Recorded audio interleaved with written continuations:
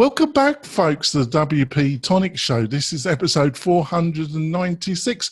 We haven't got my co-host, but we've got a great guest. We've got Joanna Ruth Wiebe, and she's from Copyhackers. And she's been on my radar for a while. I managed to bag her. She found some time to talk to us. We're going to be talking about all the world of copywriting. So, yes. Joanna, would you like to quickly introduce yourself to the listeners and viewers? Yeah, it's Wiebe is the last name, Joanna Wiebe. So I'm the founder of Copyhackers, and we teach businesses, largely tech companies like SaaS and e-commerce, how to optimize for conversions, largely using voice of customer research. So you're using the words that your prospects use in order to help convince them to choose you. That's great. Before we go into the main part of our discussion, I just want to mention one of our great sponsors, and that's Kinsta. We've been with Kinsta for over 3 years now. They've been a major sponsor of the show for 2 years, and they specialize in WordPress hosting. If you've got a WooCommerce website, a membership site, or any kind of site that's getting heavy traffic, or is crucial to your organization, you should go and have a look at Kinsta. They use Google Cloud as the backbone of their system, but they provide a really lovely interface which you quickly get used to. And the main thing is their support is fantastic. Like I say, I've been with them for the past couple of years. I've been delighted with them. They've been gracious to be our major sponsor, and I really appreciate it. So go over to Kinsta for yourself or for your clients, and the main thing is tell them that you heard about them on the WP-Tonic show.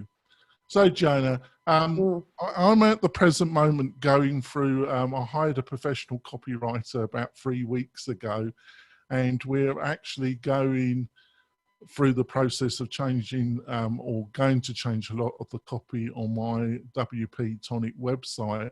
And it's been a bit of an eye-opener because he's insisted that we did a lot of testing and sent out a survey to my existing customers.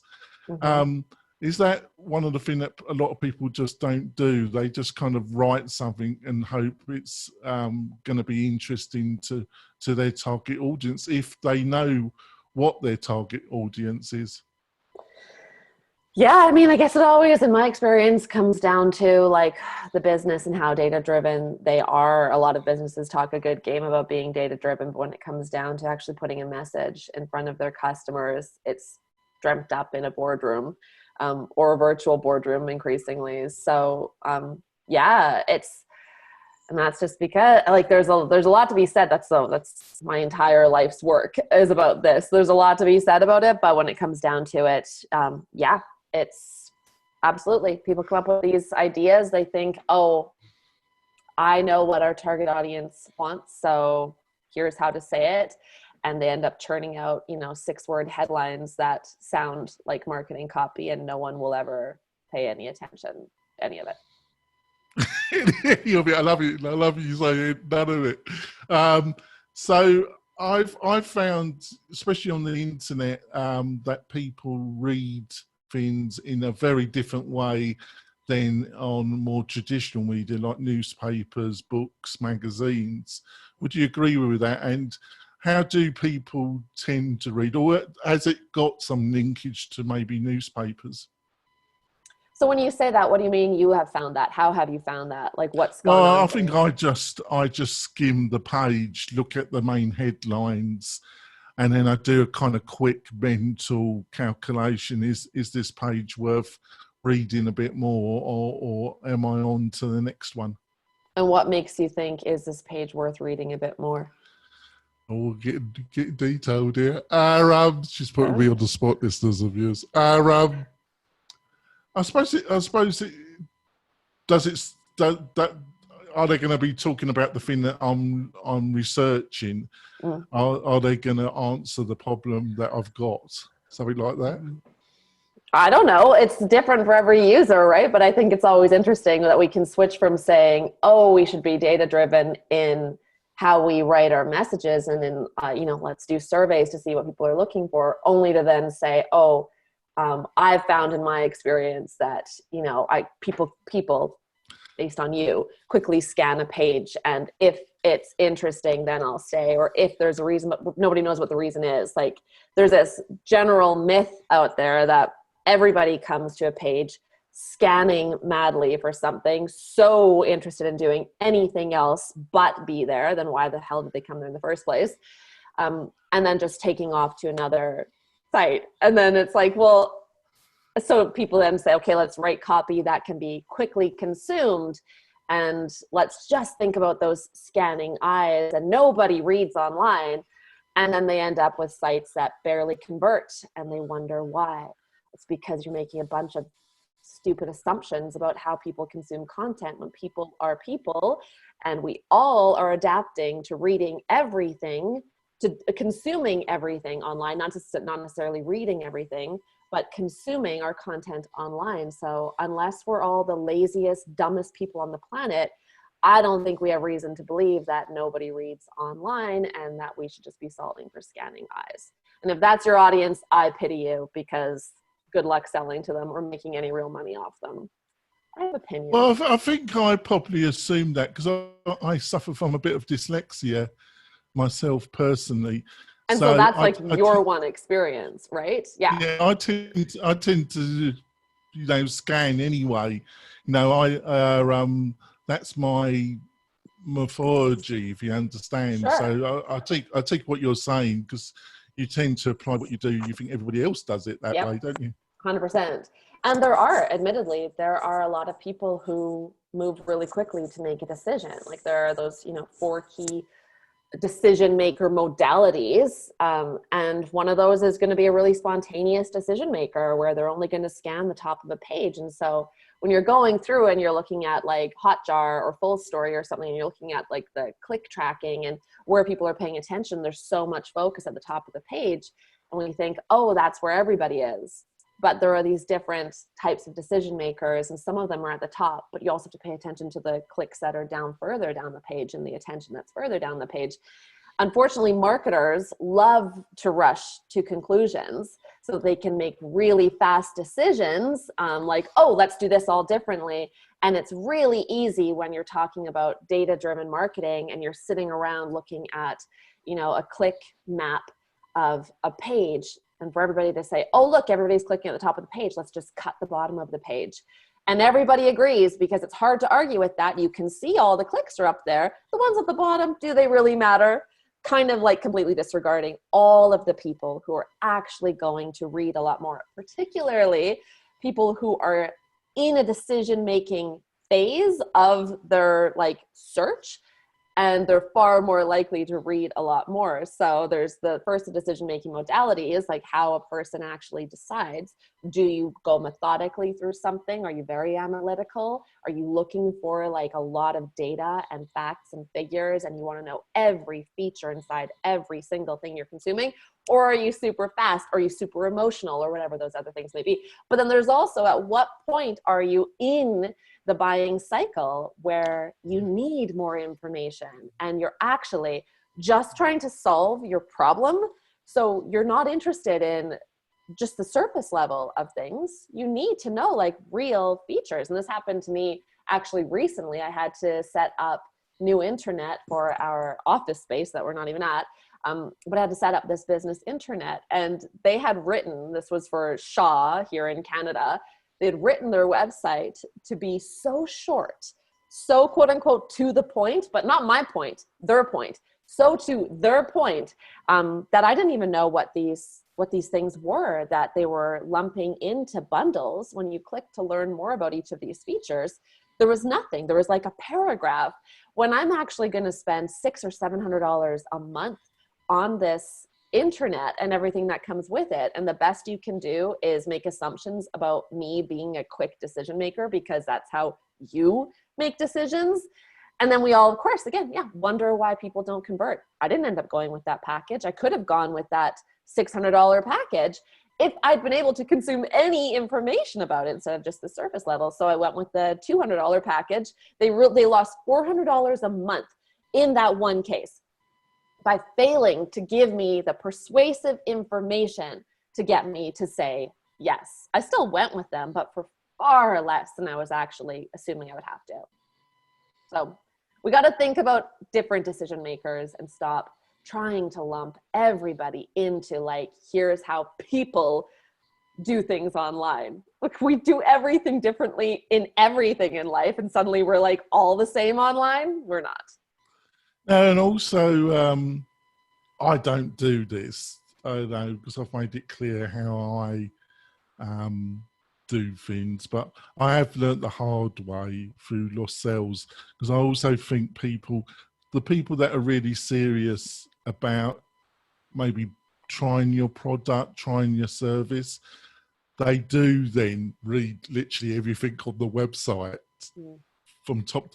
Every night they go to all the frequently asked questions section. They literally read everything, and they go back multiple times to read everything. Yeah, that's what I've found out. Do you think I'm right on that? Well, it depends on what type of decision maker you are. Like I think about, I'm largely, I wouldn't say spontaneous, but I believe really strongly in my own decisions. My husband, on the other hand, is not that type of decision maker. He is so methodical. He will, at every stage, even when he's in early consideration stage, he'll still read everything. He'll put spreadsheets together on this stuff. Dear. And I'm like, that would drive me bonkers. That would drive me bonkers. We compliment each other that way. So it's like, it's one part, again, like everybody makes decisions differently. And so we don't have to, increasingly tech is getting so much better that you don't have to rush to make assumptions about what your prospect is looking for, how much they need to hear. You can have like your core of your site and then personalize the experience based on what people are clicking on, how long they're spending on a page. Is this their third visit to the page? So you can start to then develop more like, oh, now we can put this message on there. We can populate this dynamically based on what we're seeing them do, sorry.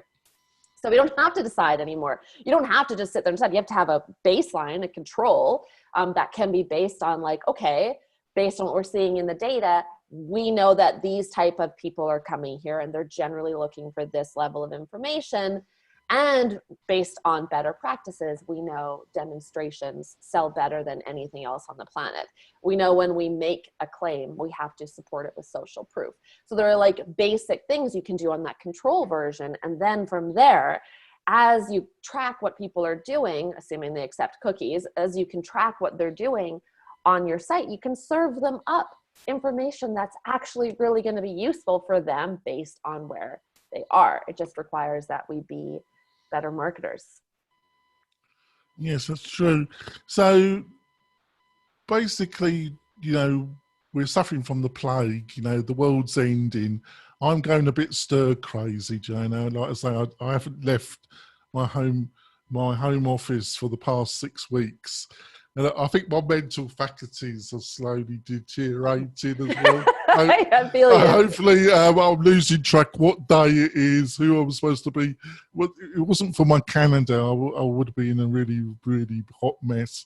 But my calendar saves me. But, are there any trends that you've noticed recently when it comes to copy that you think that are really interesting? That really you've tried yourself that gets some results? Like with specific regard to like the pandemic, or just in the past couple of years? In the past couple of years. Oh yeah. No. No. The thing that we've seen, and we do a lot of testing at the agency side of our business, and what we've seen is it's the old, there are no best practices. As soon as something's the best practice, break it, because it's white noise now.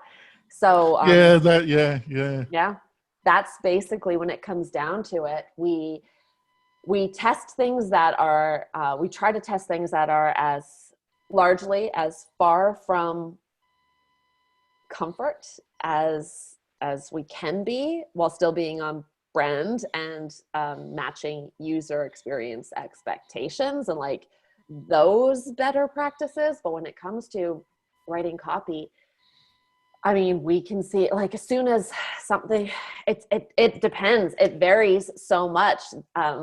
So our general take right now, when we're writing copy outside of basing things in voice of customer data, is break it. Break it. Break whatever you can. Break the message. Say it differently. Say it so differently. It's like very uncomfortable for everybody. And that tends to be something that at least you get a reaction with that. So because we do a lot of split testing, there's a lot of flat tests out there. Typically, the tests that you feel are like going to win, where everybody in the room is happy about them, they do nothing at all. Like if everybody is agreeing that this is the test to go out with, throw it out the door. It's not going to work. It is hugely unlikely to work. If there are conflicts, if internally people are like, no, we're not doing that, that's crazy. And someone else is like, actually, I think it just might be crazy enough. That's typically, if there's that little conflict happening, it's typically a good place to start a test.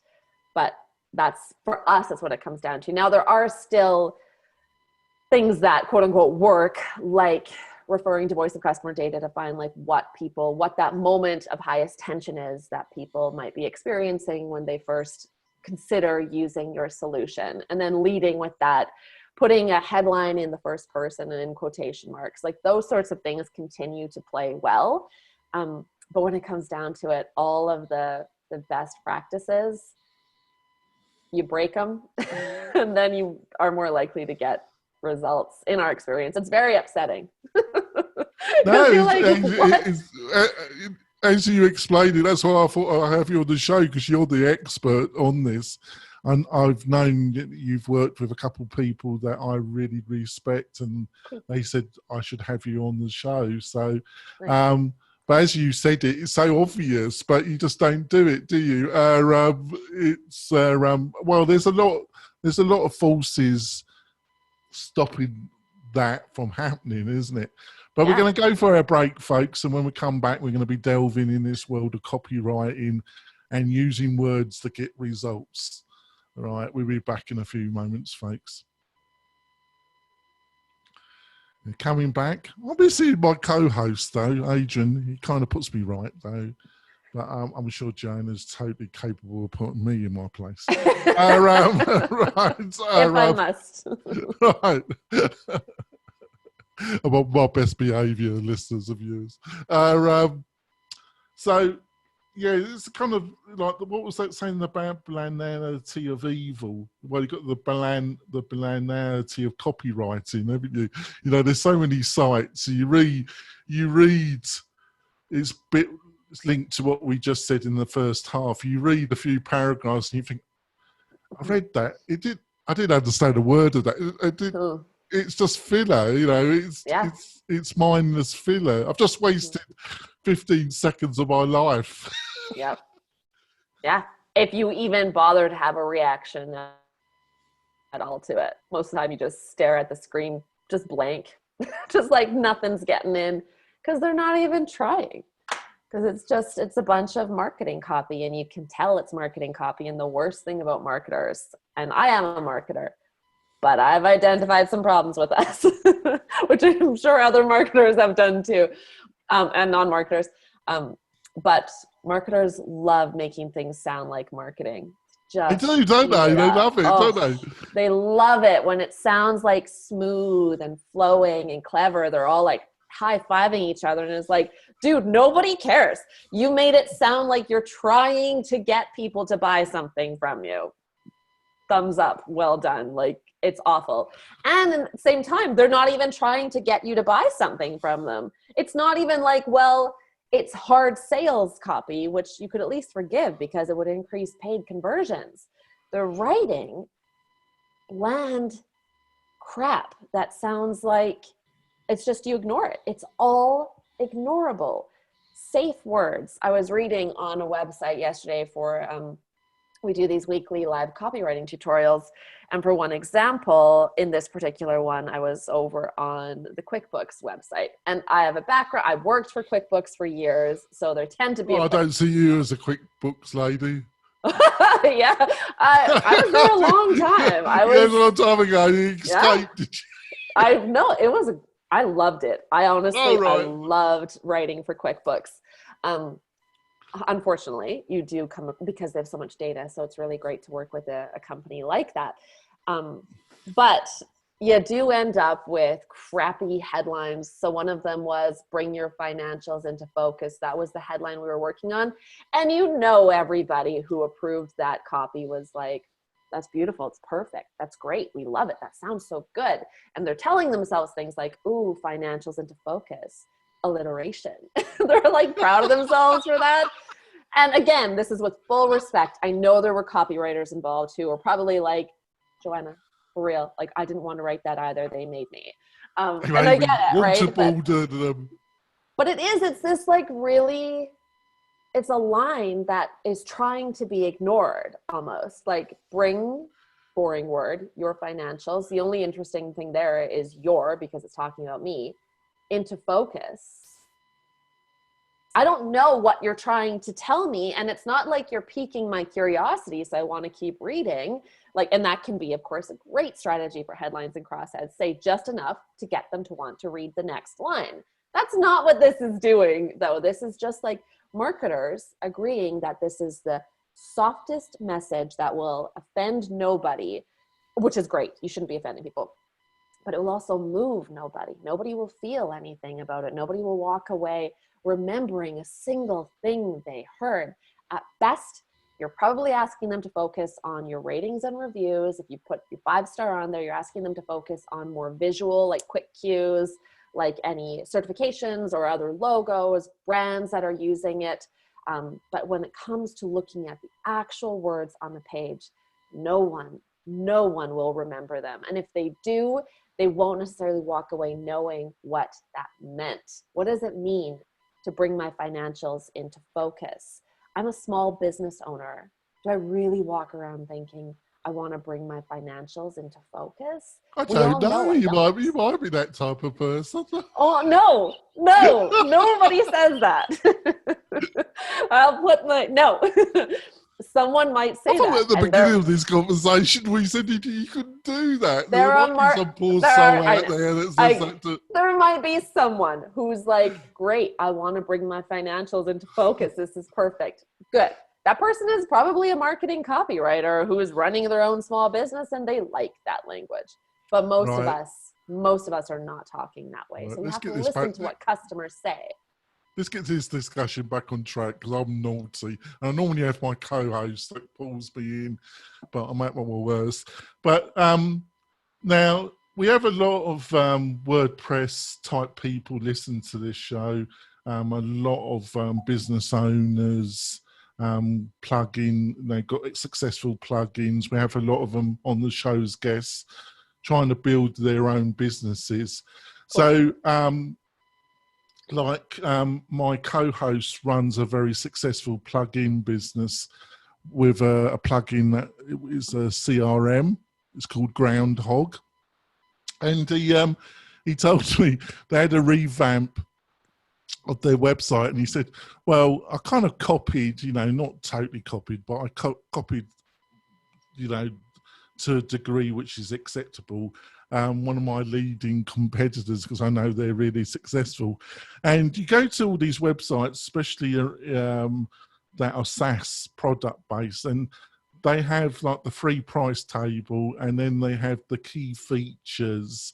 And I went to his, and it's like that. But have you got any advice when you're trying to explain a product and a service to new people that come into your website in an effective way?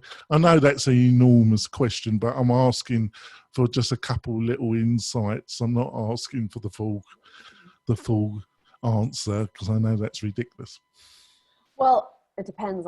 It starts with how sophisticated is the market. So if they're coming there and it's like you're introducing something, the category is being developed as the product is being developed, then you typically have a lot more that you have to say. You have to bring them up to a level of being able to confidently decide typically on your site. And so you have to, in that case, oftentimes use either more words or do a lot of really great research to get to a place where it's not just about using more words, but using the exact right words that your prospect needs to hear in those moments, which usually, of course, then comes from listening to what customers are saying, going through surveys, interviews, online review mining, all of that kind of stuff, to figure out where they're at, what's that conversation that's going on in their heads when they arrive on whatever page they arrive on, how you can match that, and then how you can build from that to the point of getting them to appreciate by the end of the page, by the close of the page, or the close of their experience, their customer journey, why they should say yes to you now. And if the market's very sophisticated, you don't have to say that much at all. You can move really swiftly to the point of getting them to convert by comparing, by showing your features above others, by showing typically the benefit, the real strong, unique to you benefits of using your solution, better highlighting your USP and things like that.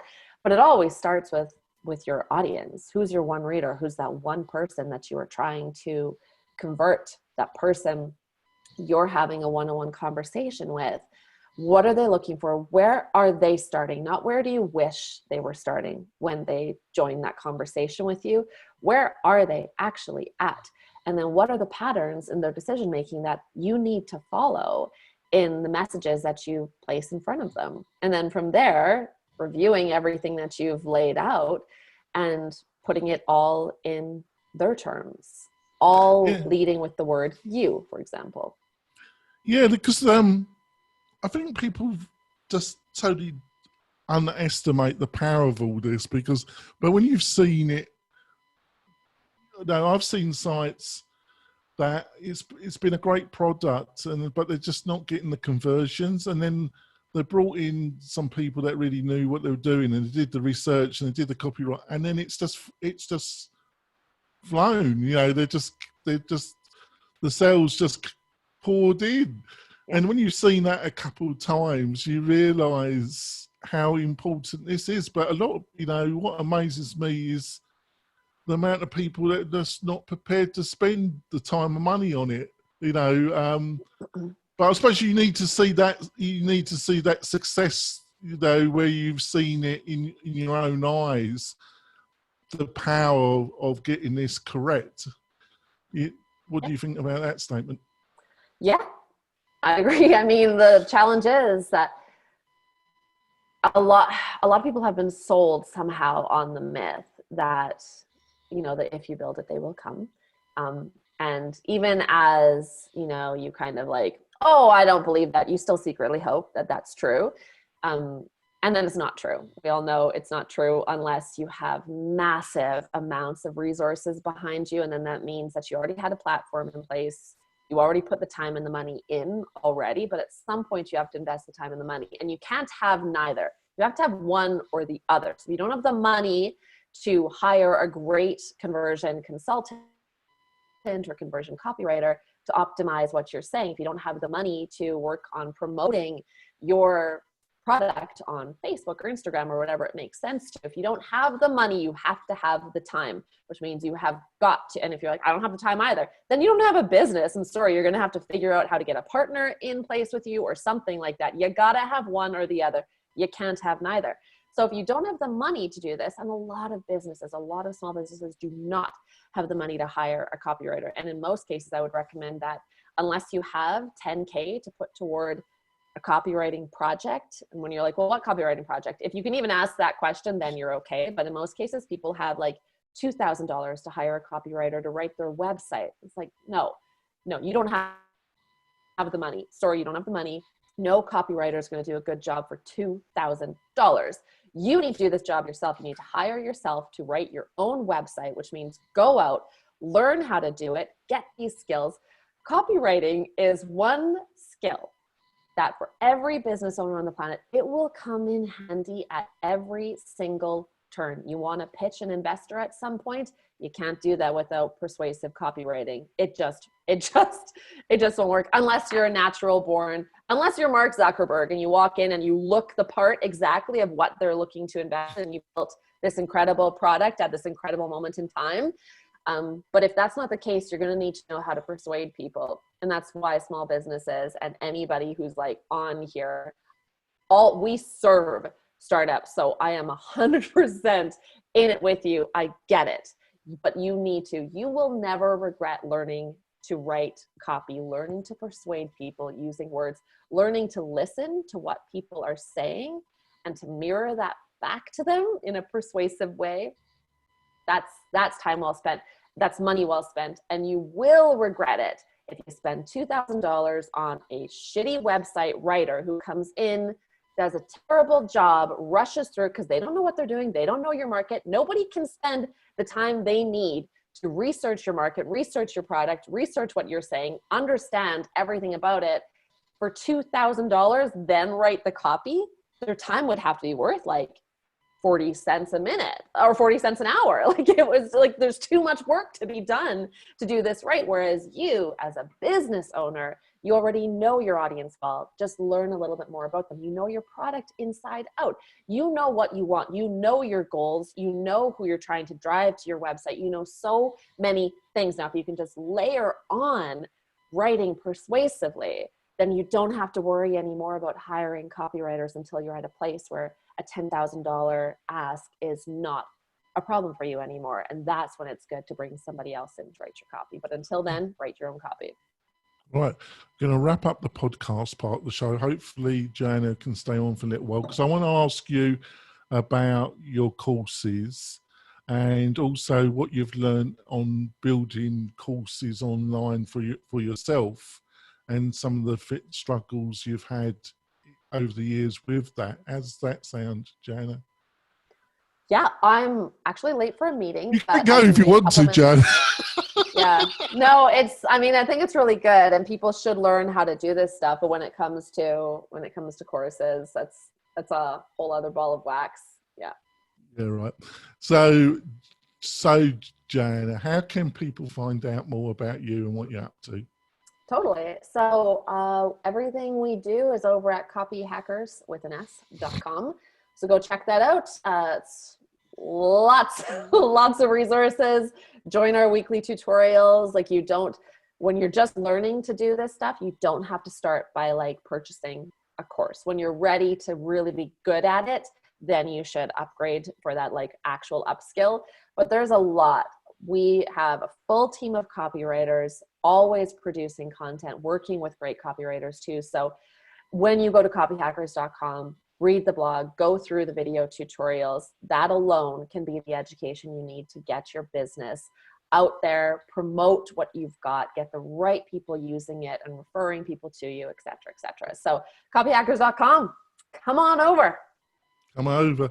Thank you so much, Joanna. It's been a pleasure discussing this whole subject with you, a true expert. I could tell that there's no area of this that you haven't got extensive experience. It's been a pleasure having you on the show.